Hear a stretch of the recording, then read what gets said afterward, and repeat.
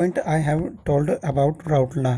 और राउट लॉ के अकॉर्डिंग जो था सोल्यूशन में यही बताया था कि वो किस तरह से किस पर डिपेंडेंट होता है, मतलब जो चेंजेस होते हैं जैसे एंथैल्पी चेंज एंड मतलब प्रेशर चेंज होता है।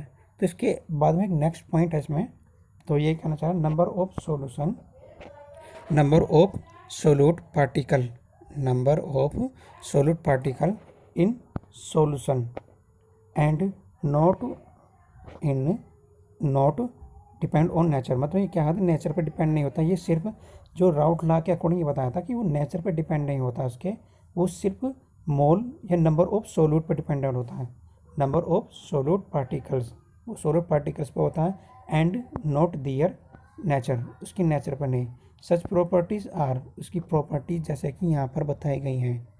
First a relative lowering in vapour pressure, relating lowering and vapor pressure. Second है elevation of boiling point, elevation of boiling point या इवेलेशन भी बोल सकते हैं इसको, इन इवलेट होना, ठीक है, बॉइलिंग पॉइंट। नेक्स्ट है इसमें description of freezing point, description of freezing point and also D point having given osmotic pressure, osmotic pressure. So this is osmotic pressure. I will explain next time osmotic pressure, but the next to second point saying that our formula is 12. Relative lowering vapor pressure, relating lowering vapor pressure is equal to PA naught minus PA upon PA naught, ठीक है, P A note. तो भैया P A note जो value है ज़्यादा है और P A value come, upon P A note, ठीक है। फिर इसको क्या करेंगे हम, इसको नेक्स्ट टाइम में एक्सप्लेन करेंगे। जैसे एक्स ए, जैसे मोल फ्रैक्शन बोला था एक्स बी, तो यहाँ पर बी लिया जाएगा, एक्स बी, ठीक है।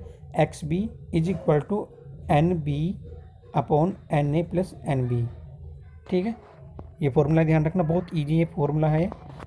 Thus according to Raoult law, हम राउट के लॉ के according relative lowering of vapour pressure, relating lowering of vapour pressure of solution is equal to mole fraction, ये इक्वल होता है मोल फ्रैक्शन के ऑफ सोल्यूट, ऑफ सोल्यूट। दोबारा बोलते हैं, according to relative lowering of vapour pressure, relating lowering of vapour pressure of solute is equal to mole fraction, is equal to mole fraction of solute. Next point you will have to see also 13 point. So for a dilute solution, for a dilute solution, evaluation in boiling point, evaluation in boiling point to be proportional to the molarity, ये molarity के direct proportional होती है, मतलब proportional to the molarity, okay. तो ये proportional होती है molarity के अकॉर्डिंग। तो इसमें अभी कुछ पॉइंट और एक्सप्लेन करना चाहता हूँ, stay for few minutes. I have told last time that colligative property, colligative property का मैंने थोड़ा सा पार्ट बताया था, दोबारा बताना चाहता हूँ। Colligative property of solution are those property depends on number of solute, ये नंबर ऑफ सोल्यूट्स के पार्टिकल पे डिपेंडेंट होती है। किस पे डिपेंडेंट होती है, नंबर ऑफ सोल्यूट्स पार्टिकल्स पे डिपेंडेंट होती है, number of solutes particles in solution and not their nature, उसकी नेचर पर डिपेंड नहीं होती, ये नंबर ऑफ सोल्यूट पार्टिकल्स पे डिपेंडेंट होती है, कितने पार्टिकल्स हैं। सच है, जैसे मैंने बताया था कि इसमें ऑस्मोटिक होता है, वेपर प्रेशर होता है, तो ये मतलब 2-3 पॉइंट्स बताए थे। तो वो जो करीबन ए बी सी डी जो स्टार्टिंग में मैंने बोल दिया था वो पॉइंट्स हैं, ठीक है, वो ध्यान रखना। यस, ये 13 पॉइंट अभी मैंने कुछ देर पहले एक्सप्लेन किया था, फिर दोबारा एक्सप्लेन करना चाहता हूँ। 13 पॉइंट ये कहना चाह रहा, for a dilute solution, for a dilute solution evaluation in boiling point, evaluation in boiling point is found to be proportional to molarity of, is found to be proportional to molarity of। Again, for dilute solution, हम dilute solution वो solution होता है जो मतलब गाढ़ा होता है, जैसे डाइल्यूट बोलते हैं, जैसे शहद है, शहद के अंदर हमने वाटर मिक्स कर दिया, तो जितना वाटर मिक्स करते चले जाएंगे तो वो क्या होगा, वो होगा सॉरी डाइल्यूट। तो यहाँ पर कंसंट्रेशन गाढ़ा होता है, जो कंसंट्रेशन गाढ़ा होता है उसकी बात कर रहे हैं। तो जो हल्का सॉल्यूशन होगा उसकी इवोल्यूशन की बात चल रही है, evolution in the boiling point, मतलब जो हल्का होता है, जैसे सपोज करो हमने शहद के अंदर वाटर मिक्स कर दिया, उसको हम बॉईल करना चाहते हैं तो आसानी से बॉईल हो जाएगा, यस नो, तो आसानी से बॉईल होगा तो उसको हम किस पे प्रेजेंट करेंगे, मोलरिटी में, मोलालिटी, ठीक है। तो boiling point is found to be proportional to the molality of, molality of. अब मोलालिटी किसे बोलते हैं बताओ, मोलालिटी बोलते हैं, एक तो होता है मोलारिटी, एक होता है मोलालिटी। जो मोलालिटी होता है उसे किलोग्राम में प्रेजेंट करते हैं, किलोग्राम जो सोलूट का वेट होता है किलोग्राम में, प्लस सोलवेंट भी होता है उसमें, तो उसको हम किलोग्राम में दिखाते हैं, number of mole solute and upon solvent, solvent mass, ऐसे बोलते हैं ना।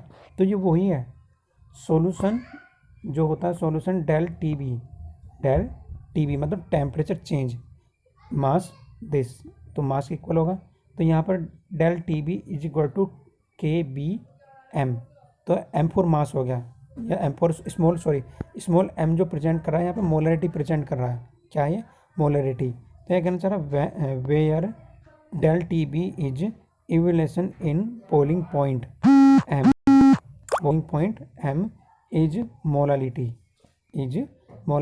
and kb is modal evaluation constant, kb is modal evaluation constant, okay।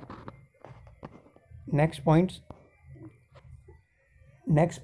14, dispersion of freezing point या depression of freezing point, freezing point का depression होना मतलब कम होना, del T F दिखाया ना इसमें, डेल के एफ, तो इसमें एफ दिखा देंगे बाद में डेल के एफ बोल देंगे, इज या डेल टी मतलब यहाँ होगा del T F, del T F है ये। तो कहते हैं प्रोपोर्शनल टू मोलालिटी, ये भी प्रोपोर्शनल होता है मोलालिटी के, ऑफ सॉल्यूशन के डेल टी एफ, जिस तरह से पहले बताया था del T F directly proportional to molality, ठीक है।